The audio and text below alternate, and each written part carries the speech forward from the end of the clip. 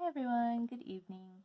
This is the Early Head Start Prenatal Home Visiting Orientation, and my name is Amy Yamauchi. I'm going to be your Early Head Start Prenatal Home Visitor. And the first thing we're going to do today is we're going to review our parent handbook. This is our shortened version, our 2020-2021 handbook. Now, keep in mind, most of this stuff was written for the classrooms, so I will just be going over the part that applies to us in my program.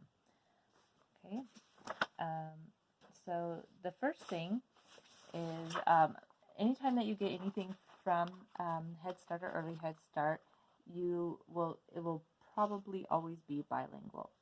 So you'll see one side in English and one side in Spanish. If you get a piece of paper and you're like, oh, it's in Spanish, flip it over and it's probably in English on the other side. Okay? Or there would be a companion copy that's in English. So the philosophy of our program is that we believe in acceptance, respect, opportunity, and advocacy.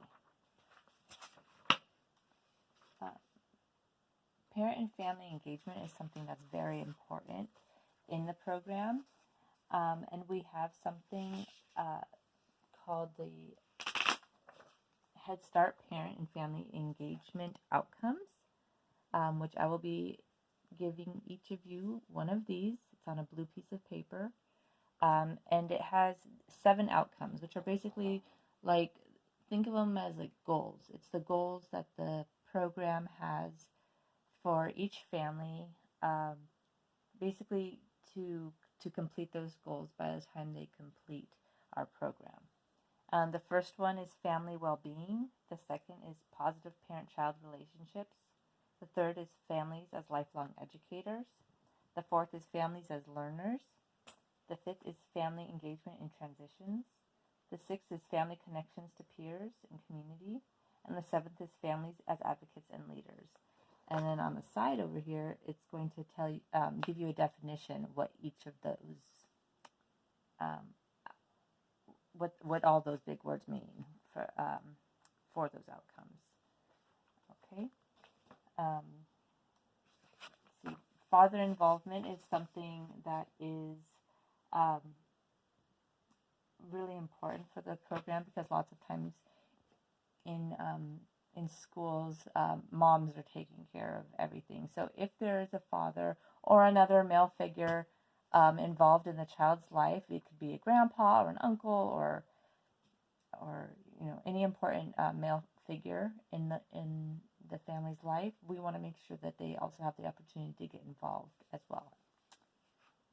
Let's see. We are a program that has multicultural principles.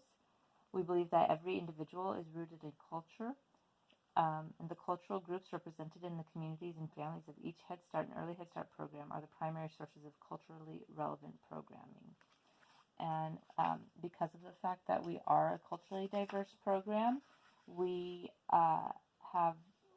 not going to see us celebrating different holidays like in the classroom, like you might see in a kindergarten classroom. You might see things like decorated for Christmas or St. Patrick's Day, things like that. Well, we don't do that because we acknowledge the fact that, there are people who maybe don't celebrate holidays or celebrate different holidays. And so just to be more inclusive of everyone, we don't celebrate holidays like trying to force them on other people. We basically, like, we acknowledge that holidays exist, and that when the babies are children and starting to talk, if they're talking about Christmas or whatever, we'll talk about it with them and be like, oh, well, what does Christmas mean to you, and that kind of thing. But it's not like they're going to be sending home Christmas cards and things like that. Let's see. So things that you can expect during distance learning. So I will be sharing a Facebook group page with each one of you. I will be calling you individually, and we will be speaking on the phone. If you're in your first trimester, I'll be calling you once a month. If you're in your second trimester, I'll be calling you twice a month. If you're in your third trimester, I'll be calling you every week. And it will be a check-in, about an hour, and I'll be sending some curriculum pages that will give you some information that'll go along with what we're talking about.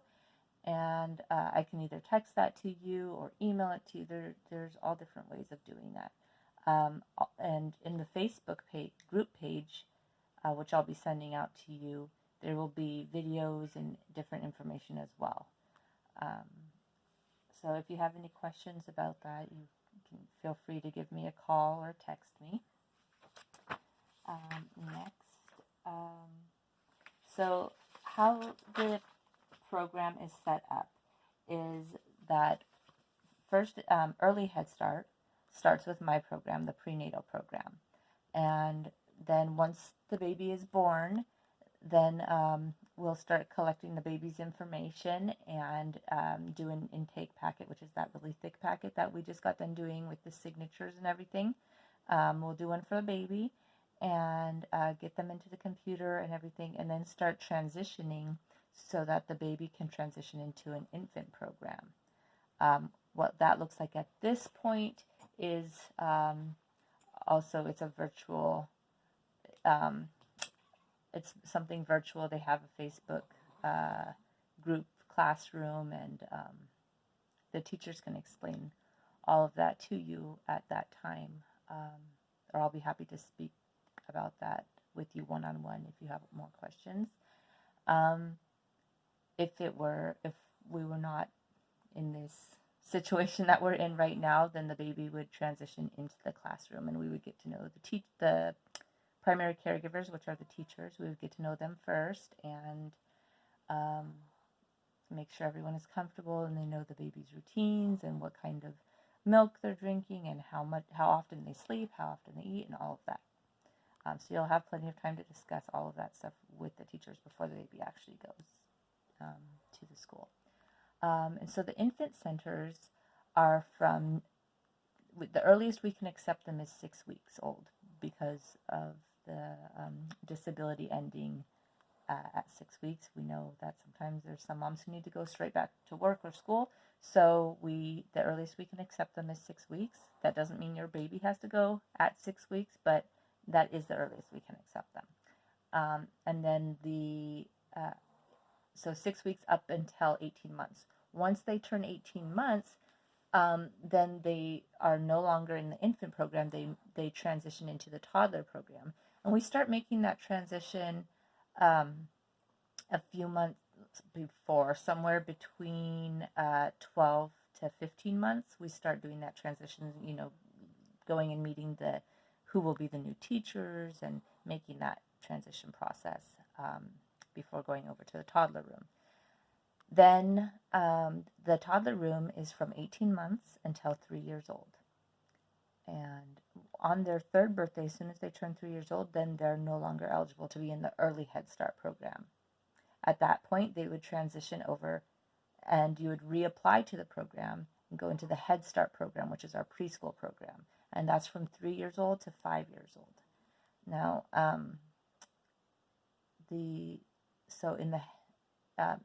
when you go to Head Start, you have to requalify. So turning in the income documentation and all of that. You don't have to do that from newborn up until 3 years, or from prenatal all the way to 3 years old. You don't have to turn in income again, because you already got into the program. You're here. You're with us for the next 3 to 4 years. But since Head Start is kind of like a different type of program, even though we're all one big program, you have to requalify again. So at that point, when your child is about 2.5, they'll start the transition process with the baby and also start collecting your income and other documentation to apply for the Head Start program. Okay, if you have any further questions on that, feel free to call or text me. You guys all have my numbers, so feel free to contact about that. Attendance is going to be very important.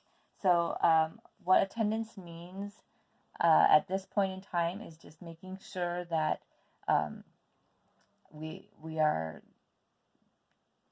communicating. You know, what, like if you're in your third trimester and I'm supposed to be talking to you once a week, making sure that we're talking once a week. And I totally understand if, like, you know, something comes up, you miss the phone call, whatever, just as long as I hear from you once a week and we're talking once a week. Let's see.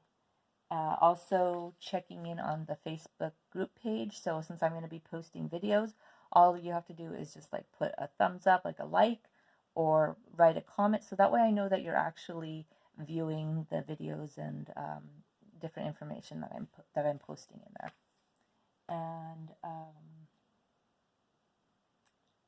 And if and when we do have live sessions or Zooms, participating in that as well. I know that at some point we hope to do parent meetings, which I believe are going to be done over Zoom. So hopefully, or maybe over Facebook chat. We haven't figured that out completely yet, but we will. And so just that's going to be another aspect of attendance. So just being able to do that will be really important, because if a person does not have good attendance and we're not able to contract them, or we don't have a good reason of why they're not attending anymore, then after, like several missed sessions, then we're pretty much forced to drop the family from the program, because there's a lot of other people who want to come in. So attendance is very important. Let's see. And then lastly, the last thing that we need to go over, it's just a requirement and doesn't have much to do with us, but it's a requirement. So we're supposed to talk about pedestrian safety tips. So like when you're crossing the street, and I think it's mostly for parents who are dropping off the children at the centers, but making sure that you're holding your children's hand and that you're, looking both ways when you cross the street. Always hold your children's hand in the parking lot and never allow a child to cross the street alone. Always stop at the edge of a curb or street before crossing the street. Never run. Pay attention and focus on crossing the street. Always look left, right, and left again for moving cars. Always cross only when clear, and keep looking left, right, and left again until you reach the other side. Never walk between cars or behind a car that is backing up. Always look for signs that a car is about to move. Like, are the lights on? Do you hear a motor sound? And explain to your child how you will be crossing the street ahead of time so your child knows the routine. And then a really big one that we need to warn about every single year is, please do not leave any children in the car when you go to drop off your other children. So, for example, let's say you have your infant and you're dropping off your infant at the infant center and you're thinking, oh, I'm just going to go run in and just drop them off. And then you have your 2-year-old and your 4-year-old in the car who are going to other sites. You can't leave the 2-year-old and 4-year-old in the car. You need to bring everybody in, even if they're asleep or they're grumpy or whatever. You have to bring